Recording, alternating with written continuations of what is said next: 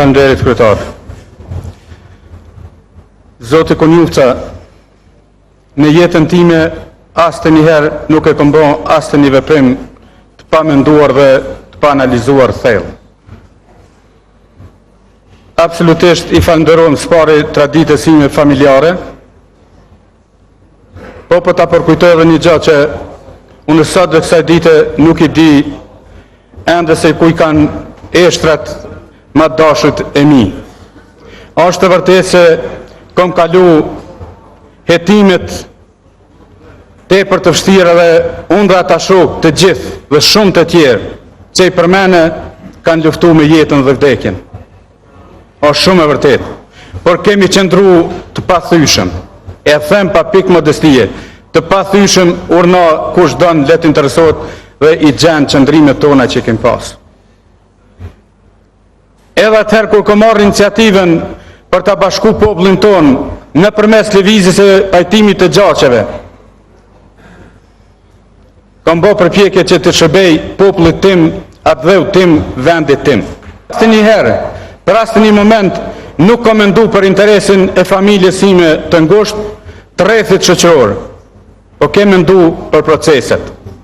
Dhe në gjitha periudat kohore, vendimet dhe veprimet tona kanë qenë në përputhje me kërkesat e kohës, sepse kemi ditë, kem pas guximin, kem pas vendosmërinë që të marrim vendimet e drejta dhe të analizojmë paraprakisht çka është në interes të vendit ton, të popullit ton.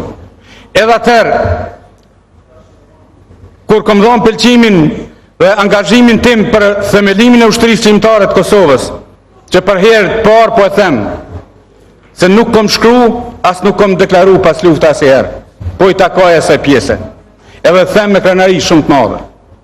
As të njëherë të vetme, nuk jam tërgu shpirt ngusht, sepse po tisha i till, nuk do të kisha kalu në për atë rrugë që kom kalu unë dhe shumë bashkëmendimtar, bashkëvojtës, bashkëluftar të mi.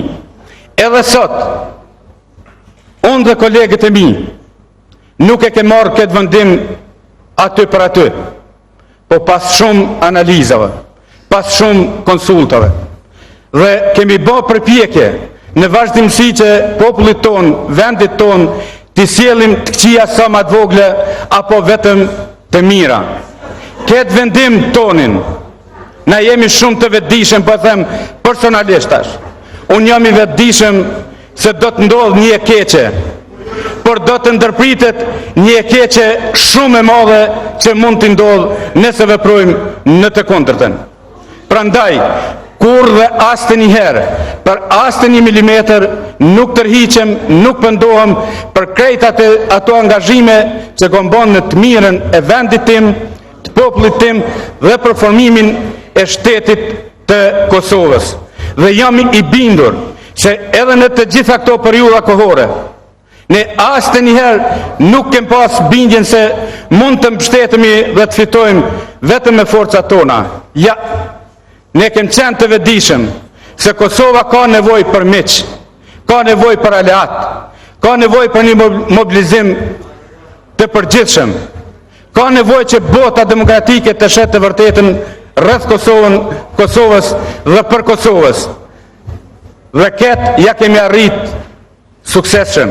Sot Kosova ka miq ma të mirë, ma të fuqishëm se në gjitha periudat kohore. Dhe me këta miq, unë po e përsëris, kam besim të plot se s'pari do të kem një proces të drejtë, të pa anshëm. Dhe do t'jetë funi i kësaj tendence për të devalvu një vlerë të pa devalvushme, për të komunitu një luftë të pastër të drejtë çlirimtare. Ju falenderit. Falenderit shumë. Kuna replik, Lauka? Po, urdhra.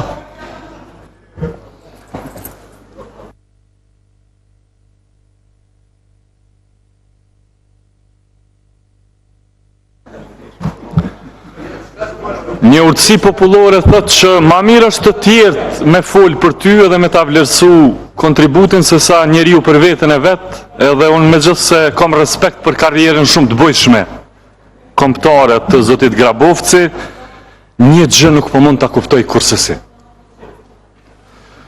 Kur është puna për me dënu që kën, qohet edhe thot këtu në seancë s'ka rëndësi mi respektu procedurat, kushtetuesën do të më anashkalu, me rëndësi është me ardhur deri te kjo pikë.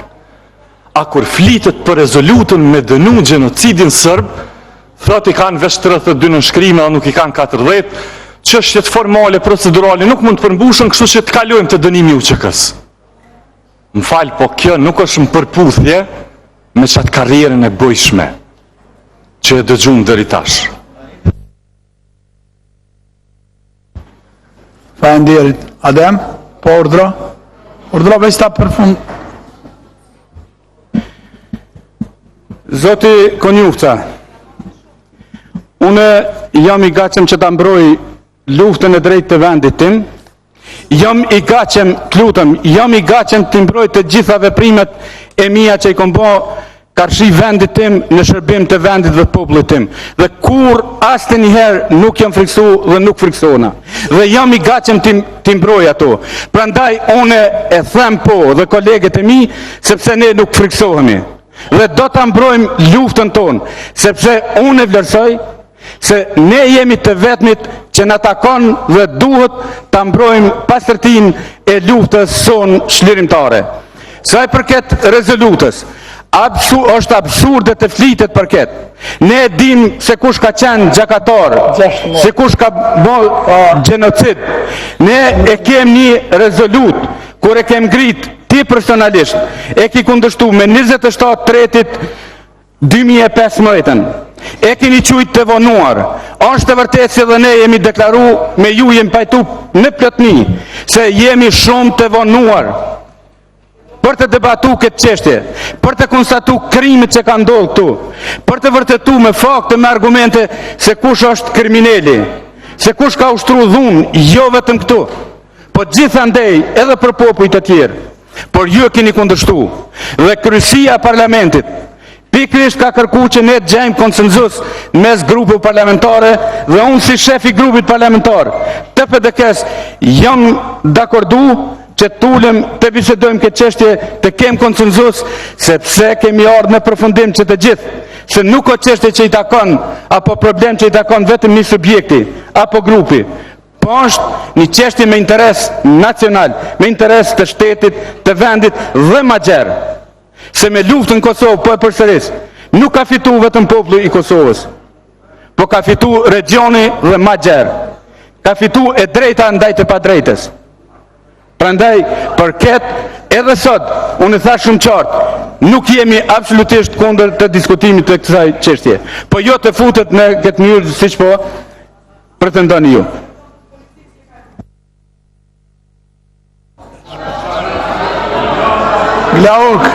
Glaukve që mos na merrni se bani të mërzitshëm pastaj vetëm këtë formë. Hajde Glauk. Një pyetje kam shumë të thjeshtë. Më herët zoti Grabovci tha që kjo rezolutë e opozitës është me pak modifikime, pothuajse rezoluta e PDK-s. Atëherë zoti Grabovci pse nuk e votove? Nëse është vetëm pak modifikime në përmbajtje si ajo e PDK-s, atëherë pse s'e ka votu? Por unë mendoj që në të vërtet pamundësia për me votu këtë rezolut, ja nuk është të çështjeve procedurale, është të çështjet përmbajtësore. Që shumë thjesht pse është të çështjet përmbajtësore. Rezoluta që na e ka sjell PDK-ja Adem, që e keni formulu ju, paragrafin e parë ka kështu: shumë mirë janë duke na shkuar negociatat me Serbinë. Që është paragrafi i parë Adem aty. Negociatat me Serbinë në Bruksel e ke pas paragraf të parë të dënimit gjenocidit Serbisë. Kjo është marrë, kjo është turp. Është dosh me ahjek atu, është dosh me shkru kejt një rezolut tjetër të vërtet që i dënën krimet të Serbisë. Për këtë arsye ti nuk e ke votu sot rezolutën